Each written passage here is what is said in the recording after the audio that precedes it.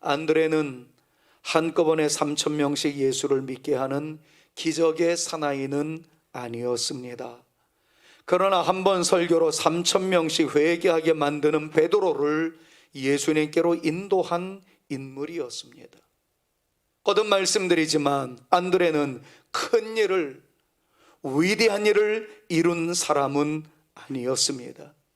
그러나 그가 인도하는 이들로 말미암아 큰 일을, 위대한 일을 하게 만들었던 진정한 가교의 역할을 했던 사람, 브릿지의 역할을 했던 사람이라고 명명할 수 있습니다.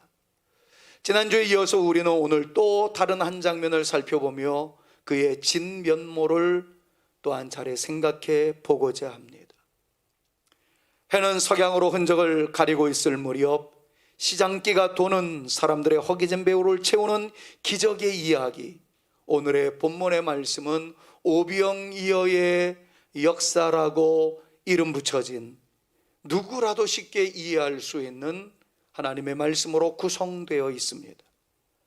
이 어려움 속에서 수많은 사람들 앞에 문제를 해결할 수 있는 유일한 길은 떡의 필요성이었습니다. 떡만 있으면 줄여 힘들어하는 사람들에게 문제를 해결할 수 있을 것으로 생각되는 시점이었습니다.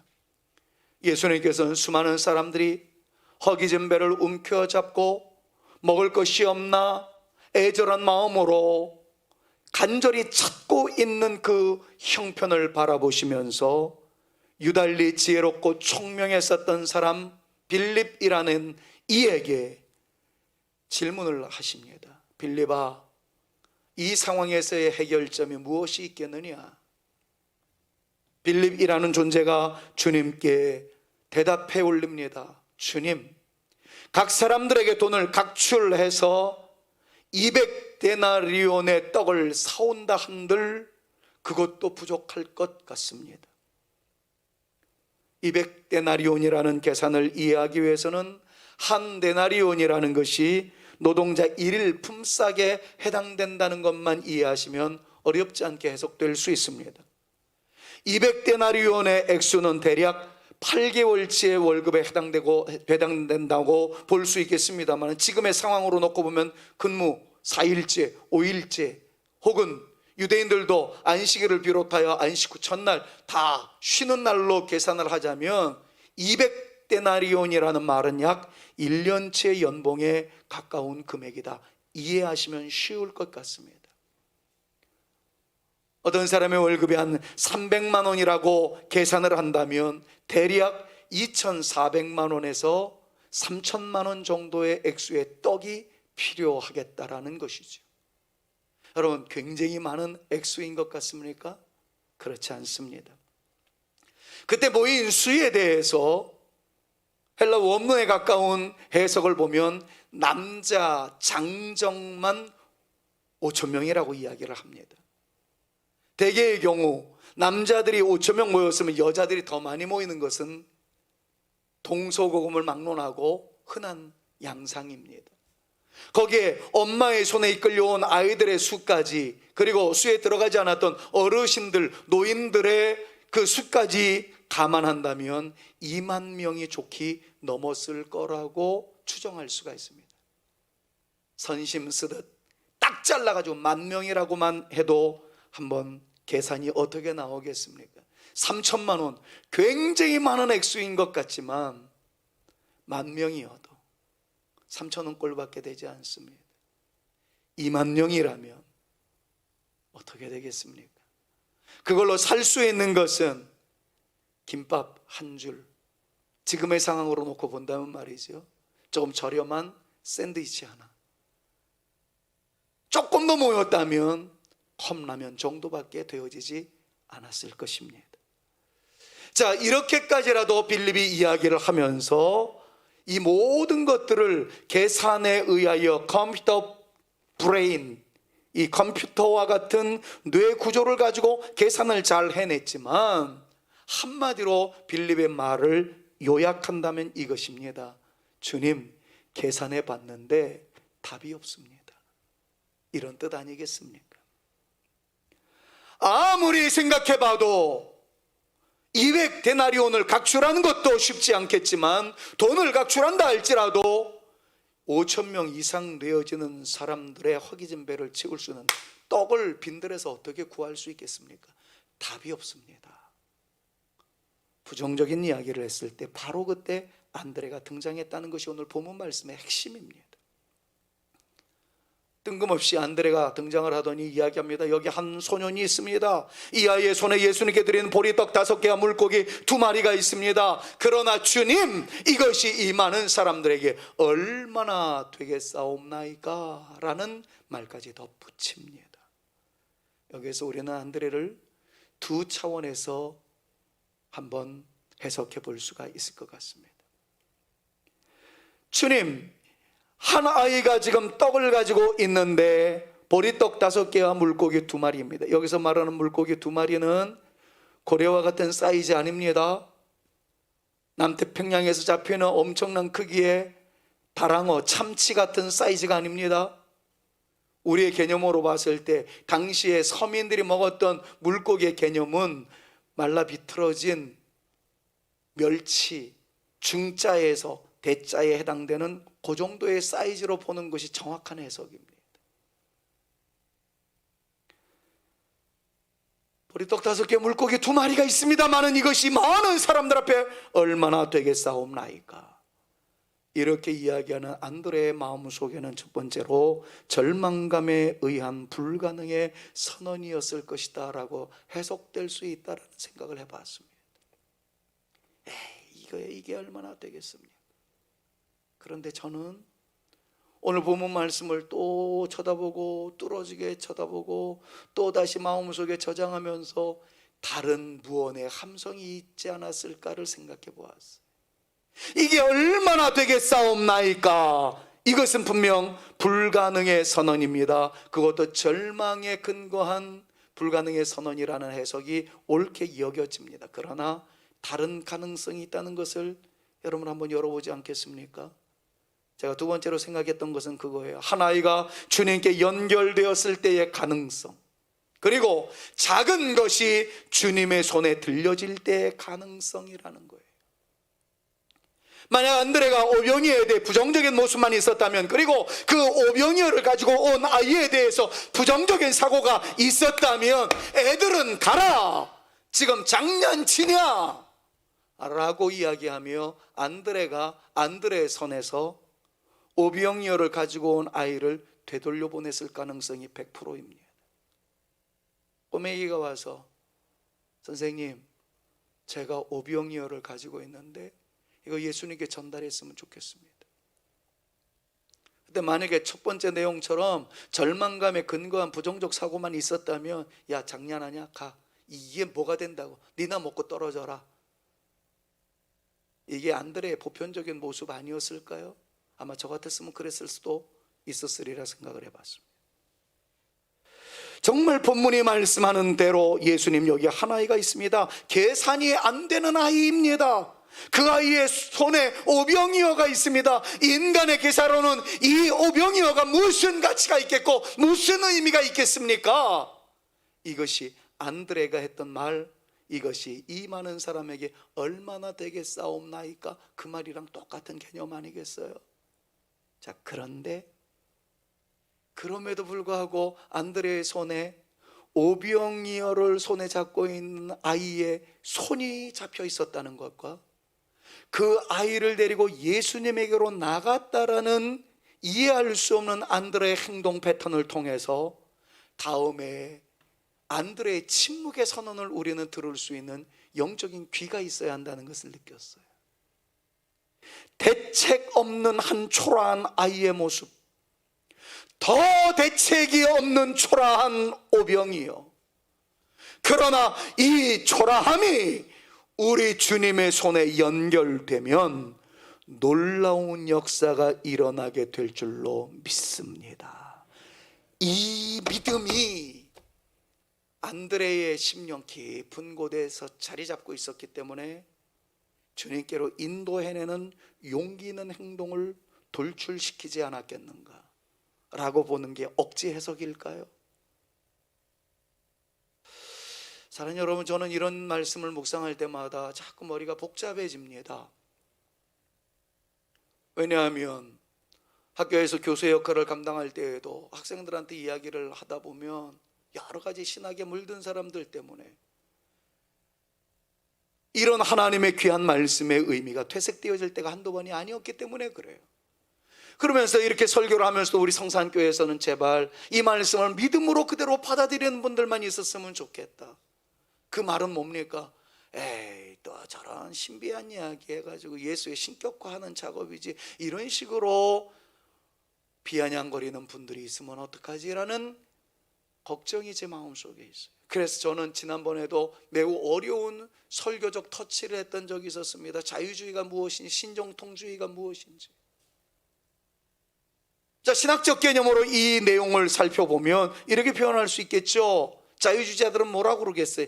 야 쓸데없는 소리 하지 마. 오병이어로 어떻게 2만 명이 먹을 수 있니? 말도 안 되는 소리 하지 마. 비아냥거리는 사람이 있을 수 있을 것이고, 신정통주의에 물들었던 사람들은 야, 비신화 작업을 해야지, 상식에 맞지 않는 것들은 가이질 해버려, 오려내, 그렇게 이야기하는 분들이 있을 거예요. 그래서 이런 내용을 묵상을 할 때마다 제가 여러분들한테 한 번쯤은 이야기했었음직스러운 다음의 이야기를 또 꺼내지 않을 수가 없어요. 했던 얘기 또 하네 그러지 마시고, 나는 그 구절이 나타날 때마다 제 가슴이 뜨겁기 때문에 또 인용을 하게 되는 겁니다. 영국의 3대 시인 중에 한 사람의 이야기예요. 19세기 옥스퍼드 대학에서 종교학 과목 시험 시간에 출제된 주관식 문제는 물이 포도주로 바꾼 예수의 기적에 대해서 논하라 라는 시험이었습니다. 시험 시작종이 울리자 일제히 답안지 펜촉 닫는 소리가 요란스럽게 교실 내를 울리기 시작을 합니다.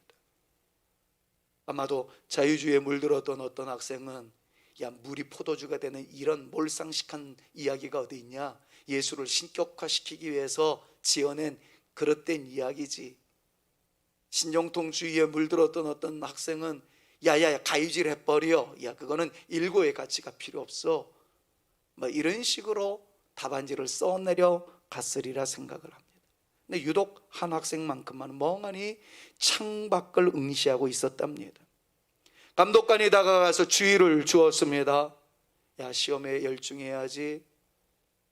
그리고 또 다른 학생들을 감독하기 위해서 다른 곳을 보다가 거의 종료 시간이 다 되었는데도 여전히 창밖을 응시하며 멍 때리고 있는 한 학생의 모습에 이 사람이 짜증이 났습니다.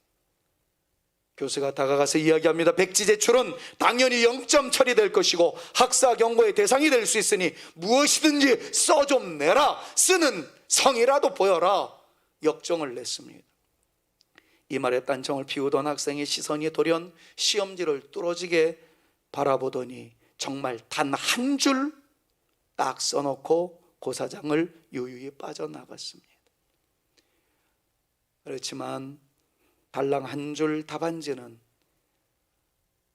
영국의 최고의 명문 아니겠습니까? 캠브리지 대학과 더불어 옥스퍼드 대학 신학과 창립 이후 전설이 된 만점 답안지가 되었습니다.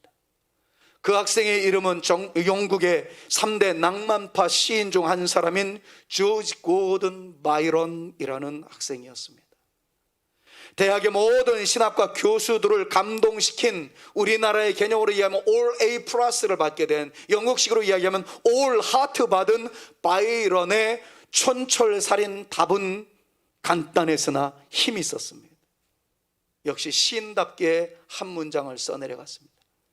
그의 쓴 답은 물이 그 주인을 만나니 얼굴을 붉히더라. 이해가 되셨어요? 나는 이 문장이 늘 마음에 새롭습니다. 물이 포도주가 된 사건? 야, 물을 만드신 주님을 물이 만나니까 황송하고 송구스러워서 얼굴 붉힌 거, 야 이게 기적이냐? 이건 기적도 아니다. 멋있는 표현 아니에요? 예수님 앞에 어떤 존재인들 감동받지 않을 수 있겠습니까? 예수님이 물이 포도주 되라 하시면 포도주가 되는 거, 그게 무슨 기적이겠습니까? 우주를 창조하신 전능하신 우리 주님 아버지 하나님 앞에 기적은 상식인 줄로 믿습니다. 안드레가 데리고 온 그 소년, 그 보잘것없는 오병이어라고 해서 안드레가 무시했다고 한다면 틀림없이 오병이어의 역사는 성경에 나타나지 못했을 것입니다. 전혀 가치가 없어 보이는 것에까지도 세심한 관심을 가지고 주님께로 인도해내는 안드레의 그 아름다운 모습이 놀라운 역사를 일으키게 했다는 것을 잊지 마시기를 주님의 이름으로 축원합니다. 9시 예배 때 이 부분을 설교할 때 좀 자막이 조금 잘못됐습니다만은 무디의 이야기는 아니고, 무디의 이야기는 좀 생략하고 시간 관계상 다른 어떤 한 이야기를 좀 여러분들에게 더 이야기하려고 합니다. 영국의 어떤 목사님이 스코틀랜드의 한 작은 교회에서 부흥회를 인도하고 있었습니다. 이분은 유명한 목사님이었고 영역이 있었던 분이었고 부흥회를 할 때마다 많은 사람들이 회개하고 돌아오는 그 놀라운 역사가 이미 있었던 분이었습니다. 그때도 수많은 나날 인도의 결과 많은 사람들이 예수 믿기를 간절히 소망하면서 최선을 다해서 복음을 선포했는데, 영국은 그런 좀 습성이 있습니다. 예배를 거의 마치기 직전에 콜링을 하는 시간이 있어요. 예수님을 믿기로 작정하신 분들은 이 앞으로 나오십시오. 내가 여러분들을 위해서 기도해 드리겠습니다. 뭐 그런 세레모니 같은 것들이 있는데, 수많은 나날 복음을 증거하고 예수 믿을 것을 촉구하고 마지막 날이 돼가지고 이 구원의 초청을 딱 했는데, 세상에 한 꼬맹이만 뚜벅뚜벅 걸어 나올 뿐 아무도 반응을 보이지 않았다는 거예요. 그 이후로 이분은 무기력에 빠졌어요. 영적인 침체에 빠졌어요. 내가 그렇게 심려를 기울여서 복음을 증거했는데, 최선을 다해서 복음을 증거했는데, 예수 믿겠다고 나왔던 아이는 쓸모없어 보이는 소년 한 사람뿐이었는 것.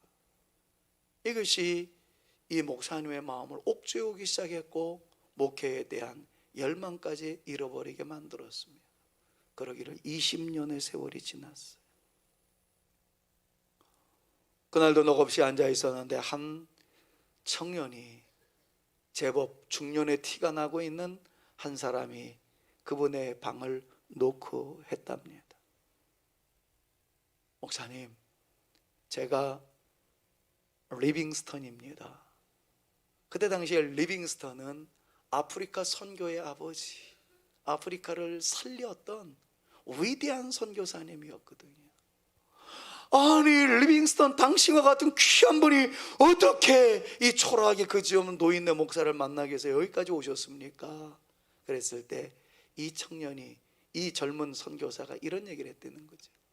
20년 전 스코틀랜드의 한 작은 교회에서 목사님이 그렇게 외쳤던 복음의 메시지를 듣고 목사님께서 구원 요청을 하셨으나 아무도 나오지 않았던 그 현장에서 목사님, 제가 예수 믿겠습니다 하고 목사님 앞으로 나갔던 그 소년이 바로 저입니다. 그때 목사님께서 저에게 예수 그리스도를 소개해 주지 아니하셨고 구원의 초청을 하시지 않았다면 아프리카의 위대한 복음의 역사는 없었을는지도 모릅니다. 그 다음 이야기는 하지 않아도 되겠죠. 한 사람밖에 안 나왔다는 것 때문에 그 목사님 무기력에 빠졌고 좌절감에 빠졌는데, 그 한 소년이 아프리카 대륙을 구원의 복음의 불길로 타오르게 만드는 그 위대한 리빙스턴이 되어질 줄 누가 알았겠습니까? 한 사람, 그 사람이 온 세계를 살리는 그 사람이 되었다는 것, 우리는 주목해야 할 줄로 믿습니다. 이제 안드레의 겸손을 한번 살펴볼게요. 안드레가 성격적으로 매우 흠이 있는 사람이었다면 기분 나빠 예수 못 믿었을 가능성이 매우 높은 사람이라고 저는 분석해 보았습니다. 사실 베드로를 예수님께로 인도해 온 사람이 안드레라는 것을 우리는 다 이미 배웠습니다. 안드레는 예수님의 제자가 되는 것도 제일 먼저 했던 사람이었다는 것 우리 이미 알고 있습니다. 왜요? 안드레는 세례 요한의 제자였잖아요. 세례 요한을 통해서 오실 메시아에 대해서 많이 얘기를 들었잖아요. 그리고 세례 요한 선생님을 통해서 저분이 그분이다 그래가지고 잽싸게 뛰어나갔던 그 흔적을 우리는 이미 지난주에 다 살펴보지 않았습니까? 세상에도 기득권이라는 것이 통용되고 있습니다. 그런 면에서 보았을 때 베드로는 안드레의 은혜를 입은 사람에 지나지 않습니다. 베드로는 안드레의 손에 이끌려 주님께 왔기 때문에 그렇습니다. 그런데 주님은 이것을 인정해 주지 않는 것 같은 느낌을 받을 때가 많습니다. 항상 베드로 베드로였지 안드레 안드레 이랬던 적이 없어요. 우리에게 바로 적용해 보십시다.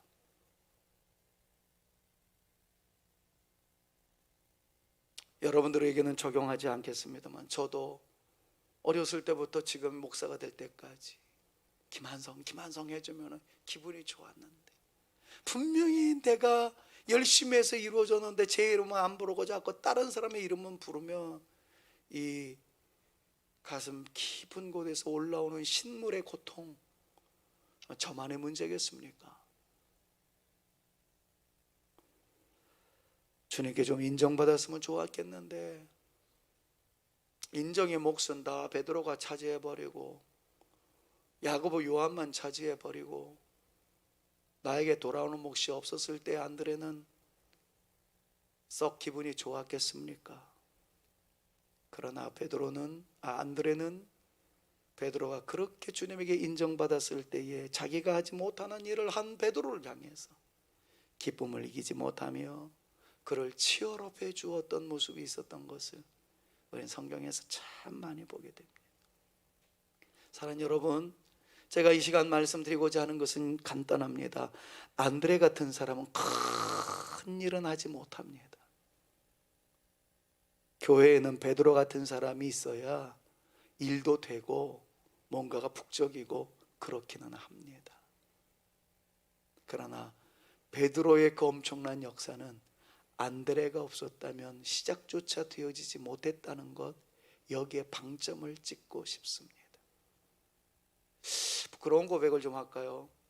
지난주에 몇몇 목사님들을 좀 만났어요. 유난히 한 번 목사님 얼굴이 그냥 막 얼마나 꽃이 피어졌는지 제가 가기 전에 일장 연설을 했던 것 같아요. 먼저 모인 사람들이랑. 제가 들어가가지고 아유 이렇게 얼굴이 좋아 보여요. 무슨 행복한 일이 있으셨어요? 그랬더니 저한테 휴대폰을 꺼내더니 찍은 사진을 딱 보여주는 거예요. 봤더니 수표 사진이에요. 그냥 내가 보고서는 뭐 이거 무슨 돈이에요? 그러고 말았죠. 그랬더니 하는 말이 야 김 목사 이거 한번 동그라미를 세봐. 그래가지고 다시 보여주길래 이렇게 세봤어요. 1, 10, 100, 1000만, 10만, 100만, 1000만, 억, 17억짜리 수표인 거예요. 생전 처음 봤어요. 근데 그 목사님이 다 이렇게 좀 폼을 잡으시더니 막 우리 교회 권사님이 지난주에 드린 헌금이야 이러는 거예요. 그러면서 하시는 말씀이 우리가 깜짝 놀란 것은 그분은 5,000원 가지고도 벌벌 떠는 분이었는데 17억 헌금을 했어. 딱 듣는 순간 그냥 제가 왜 괜히 하늘이 노래지는지 속으로 그래서 우리 교회도 그런 분이 있었으면 좋겠다. 겉으로는 못하고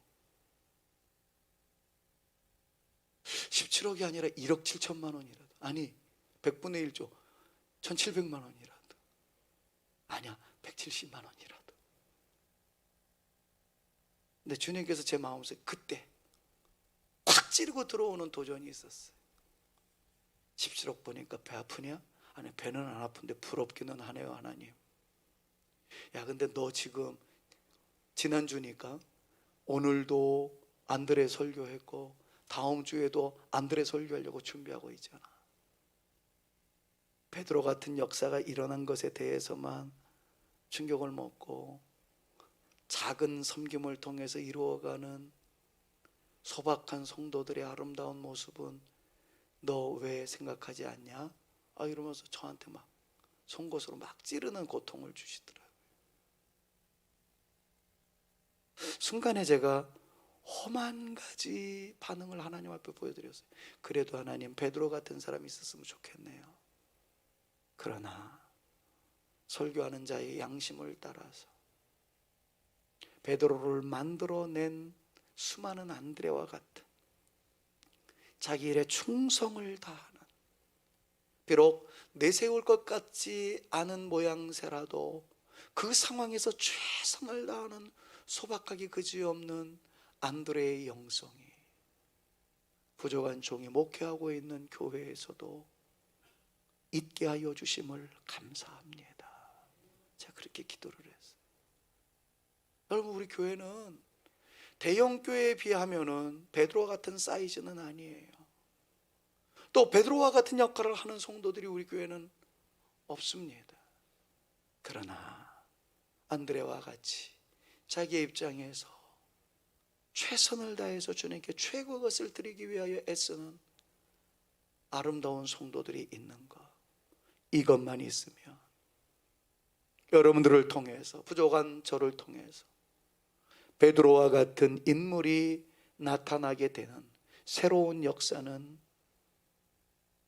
불꽃처럼 피어오를 것이다라는 것을 믿어 의심치 않습니다. 우리가 심으며 기도로 나아가며 저의 자녀가, 여러분들의 자녀가, 우리 사랑하는 성산교회에서 예배드리고 있는 다음 세대들이 베드로처럼 아름답게 쓰임받고 리빙스턴처럼 위대하게 쓰임받는 거룩한 역사 이루어가게 하시는 하나님이신 줄로 믿습니다. 그 놀라운 역사 우리 가운데 나타나기를 소망하며 우리에게 주어진 삶의 자리에서 우리는 소박하게 섬기고 있으나 베드로가 나타남에 위대한 역사가 나타남을 기대하며 쓰임받는 성산교회, 쓰임받는 성산의 모든 가족들, 부족한 저 우리 모두가 되어질 수 있기를 다시 한번 우리 구주 예수 그리스도의 이름으로 축원합니다. 안드레처럼 겸손히 자기 일을 하는 사람, 결코 시기하거나 질투하지 아니하고 더욱더 주의 영광을 온전히 높여드릴 수 있는 아름다움의 흔적이 있는 우리 모두가 되게 하여 주시옵소서. 이것이 저의 간절한 안드레를 통한 설교의 마지막 결론입니다. 이제 안드레의 마지막을 말씀드리며 말씀을 닫고자 합니다. 사도행전 1장을 보면 안드레의 이름, 예수님의 12사도의 이름 가운데 빠지지 않습니다. 그리고 2장의 성령 충만을 받았던 놀라운 역사 현장에서도 안드레는 있었습니다. 성령 충만함 받고 난 다음 모든 제자들이 펑펑 튀겨나가 그리스도의 복음을 5대양 6대주에 증거했던 것처럼 안드레 역시 복음의 전선에 뛰어들었던 것을 초대교회사는 우리에게 가르쳐 줍니다. 물론 안드레의 순교 장면이 성경책에는 나와 있지는 않습니다만 초대교회사의 많은 문헌들을 보면 안드레의 마지막 스토리에 대해서 이렇게 이야기합니다. 안드레가 성령 충만함 받고 난 다음에 그가 선교지로 택했던 것은 소아시아, 지금의 터키, 에베소 지역이었었고 그 다음으로 북쪽의 러시아까지 올라가서 그리스도의 복음을 증거했다는 그 역사적 고증이 남아 있습니다. 러시아에서 복음을 전한 그가 마지막으로 달려갔던 곳은 남쪽의 그리스이며 그리스에서 순교를 당했다고 합니다. 우리 장로교 신학의 근간을 이루었던 스코틀랜드의 존 낙스 이런 분들의 히스토리에는 너무 잘 알려진 내용이에요. 그런데 이 스코틀랜드의 그리스도의 복음에 들어갈 수 있게 만들었던 존재가 안드레의 제자들이었다라는 역사적 고증도 남아 있습니다. 역시 안드레는 개인적으로 봤을 때는 작은 자였으나 그가 연결시켰던 사람은 장로교를 만들어냈던 스코틀랜드의 대부흥의 역사를 일궈 나갔던 그 놀라운 역사의 시작은 안드레의 제자들을 통해서 이루어졌다는 이러한 것들이 그는 죽어서도 역시 위대한 불꽃을 일구는 브릿지의 역할의 사람이었구나 하는 것을 느끼게 만듭니다. 그리스에서 최후를 맞이합니다. 그런데 그 스토리가 이렇습니다. 그리스 남부 아가야 지방에서 그리스도의 복음을 증거하고 있었던 안드레에 의해서 아가야 지역의 총독의 아내와 동생들과 일가 친척들이 예수를 믿습니다. 총독은 로마 황제의 충성을 다해야 했기 때문에 그의 아내와 일가 친척들이 예수 믿는 것에 대해서 반대했습니다. 그리고 안드레를 회유하기 시작합니다. 네가 말하는 진리라고 이야기하는 게 거짓이다라고 이야기를 해라. 그래서 내 아내로 하여금 일가 친척들로 하여금 예수를 믿지 못하게끔 만들어라 라고 이야기했을 때 안드레는 용감하게 이야기합니다. 제가 지금까지 전파했던 복음은 팩트이고 역사적 사실이고 포기할 수 없는 진리입니다. 화가 머리끝까지 났던 총독은 안드레를 죽이기로 작정하였다는 거죠. 그리고 고증에 의하면 X자 십자가에 매달아 죽였다라고 전해지고 있습니다. 그 이후로 X자 형태의 십자가를 안드레의 십자가라고 부르게 되었습니다. 형틀에서 십자가 처형을 받기 직전 그는 총독의 아내와 그리고 일가 친척들을 향해서 끝까지 믿음을 사수하십시오. 저에게 들었던 그 내용들은 팩트이고 진리입니다. 그리고 총독에게 다음과 같은 이야기를 했다고 그래요. 더 이상 죄짓지 말고 예수 믿으십시오. 그 말과 더불어 마지막 이런 기도를 남겼다고 그럽니다. 오 그리스도 예수여 나를 받아 주소서. 내가 보았던 그분, 내가 사랑했던 그분, 그분 안에서 나는 내가 될 수 있었습니다. 주님이시여 당신의 영원한 나라의 평안 가운데 나의 영혼을 받아 주시옵소서. 그리고 순교했다고 그래요. 세월이 지나갑니다. 바돌롬의 에스테반 무리오라는 화가가 있었습니다. 그분이 안드레의 모든 생애에 대해서 연구를 하고 역사 추적을 해나가다가 마음에 진한 감동을 받아서 한 폭의 그림을 그리게 되었습니다. 그리고 그 그림을 그리고 난 이후에 그 그림의 제목을 성 안드레의 순교라고 이름을 붙여놨습니다. 이 그림을 보시게 되면 그림에 보시는 대로 X자 십자가에 안드레가 달려 죽었다는 거죠. 근데 이 그림에서 매우 의미심장한 한 내용을 이 무리오라는 사람이 표현해냅니다. 여러분들이 보시는 그림의 오른쪽인가요? 왼쪽인가요? 거기 보면은 지금 파란색으로 제가 표시를 해드렸는데 어느 엄마의 손에 잡혀있는 한 소년이 슬픔의 모양으로 안드레의 십자가를 바라보고 있는 꼬맹이가 한 명 있을 겁니다. 무리오는 이 아이를 거기다 집어넣으면서 뭐라고 표현을 했냐면 그때 안드레의 손에 이끌려가 위대한 역사를 일구었던 오병이어의 도너, 오병이어를 주님께 드렸던 소년이 안드레의 십자가까지 같이 있었다 라고 의미를 부여해 놓았습니다. 물론 십자가에 처형되어질 때 안드레의 그 순교의 현장에 그 소년이 소년의 입장으로 온 건 아니었겠죠. 그러나 무리오는 자기의 그림에다가 이 소년을 첨가해 놓은 거예요. 안드레의 그 아름다운 모습을 표현하기 위한 작가의 의도된 작품이었다라고 생각해 볼 수 있을 겁니다. 지금도 이탈리아 남부의 아말피 성당에 가면 안드레가 X자 십자가에 매달린 동상이 있다고 합니다. 언제 기회가 되면 한번 정말 가보고 싶은 그런 마음이 있습니다. 사랑하는 성산교회 성도 여러분, 한 사람에게 영향을 미치는 것 매우 중요합니다. 한 사람 비전이 중요하다는 것이죠. 우리가 베드로나 바울처럼 몇천 명, 몇만 명을 전도하지는 못한다 할지라도 안드레처럼 한 영혼 비전은 우리도 충분히 할 수 있다는 것을 깨닫습니다. 여러분들 주변에 있는 한 사람은 누구입니까? 지금 코로나19 상황이 힘들어서 교회 초대는 고사하고 개인적으로도 만날 수 없는 상황에 이르렀습니다.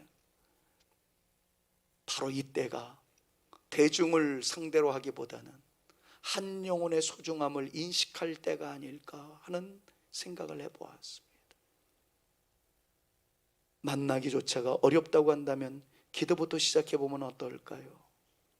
그 사람이 꼭 예수님께 붙들리면 희망이 있을 텐데, 그 사람이 예수님께 붙들리기만 하면 놀라운 역사가 나타날 텐데 라고 생각되어지는 바로 그 누군가 한 사람을 여러분들이 떠올렸으면 좋겠어요. 그리고 그 사람이 꼭 주님을 만날 수 있기를 기도로 시작하는 것, 이것이 제2의 안드레의 소박하나 위대한 역사를 일궈 나가는 영성이 아닐까, 그렇게 생각해 봅니다.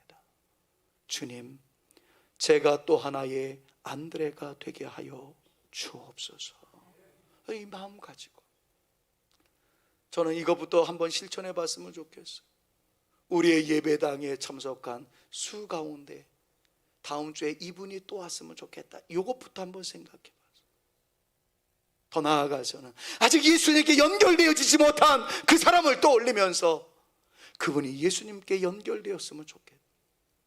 그분이 예수님께 연결되면 역사가 일어날 것을 믿음으로 주장하며 내가 그 사람과 예수님 사이에 브릿지의 역할을 하는 안드레의 소임을 감당해 보겠노라는 그 아름다운 다짐이 우리 가운데 있을 때, 그 다음 스토리는 그분께서 His 스토리로,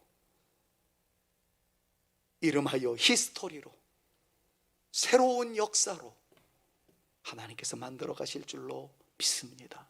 그 아름다운 일에 제가 쓰임 받기를, 우리 사랑하는 성도님 여러분들이 쓰임 받기를, 우리 사랑하는 성산교회가 쓰임 받게 되어지기를 우리 구주 예수 그리스도의 이름으로 축원합니다.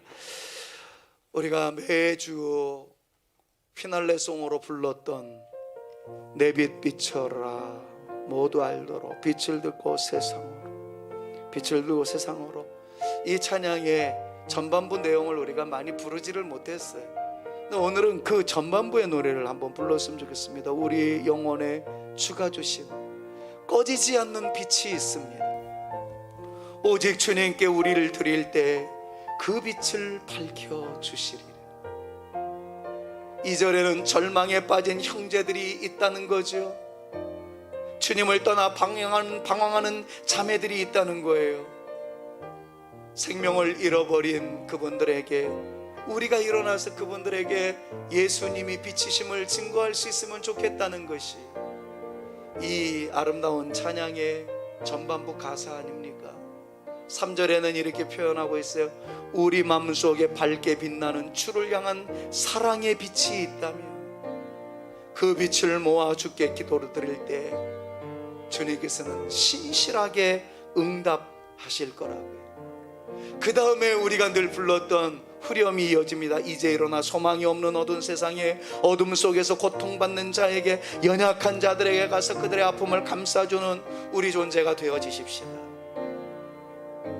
그런 의미 아니겠어요? 예배드린 분들이 반드시 이것을 주님의 부르심이라고 생각을 하고 불러야 할 찬양이라고 저는 생각을 합니다. 그런 감동을 오늘 설교의 마지막 결론으로 담아두고 안드레의 영성을 생각하면서 소박하지만 내가 그 빛 떼어 보겠습니다. 그런 마음으로 찬양하면 어떨까요? 우리 영혼에 주가 주신 꺼지지 않는 빛이 있네. 오직 주님께 우릴 드릴 때 그 빛을 밝혀 주시리라.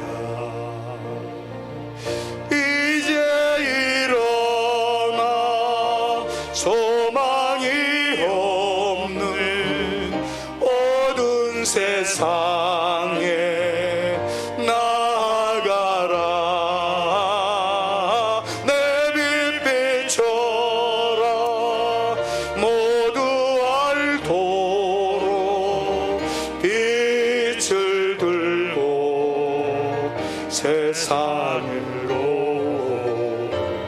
빛을 들고 다시 한번 1절만 다시 한번 불러볼게요. 우리 영혼에 주가 주신 꺼지지 않는 빛이 있네. 오직 주님께 우리를 드릴 때 그 빛을 밝혀 주시. 이제 일어나 이제 일어나 소망이 없는 어두운 세상에 나아가라. 내 빛 비춰라. 모두 알도록 빛을 들고 세상으로. 후렴 이제 일어나 어둠 속에서 2절만 한 번 더 부르고 난 다음에 마칩니다. 이제 일어나 이제 이 어둠 속에서